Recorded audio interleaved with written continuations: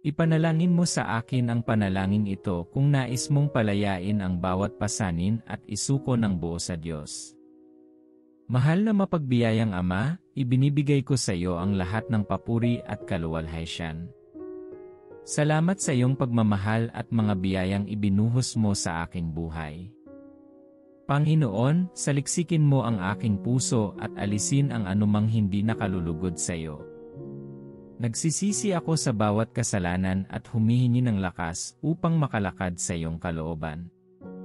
Espiritu Santo, ipinahayag ko ang aking pagtitiwala sa iyo. Ang puso ko ay mabigat sa mga pasanin na hindi ko kayang bitawan ng mag-isa. Ngayon, isinusuko ko sa iyo ang aking sakit, pait at pagsisisi. Turuan mo akong magpatawad sa iba at sa sarili ko, at pagalingin ang puso kong sugatan. Jesus, tulungan mo akong magtiwala sa iyong plano, isuko ang aking pagnanais na kontrolin, at magpahinga sa iyong perpektong panahon.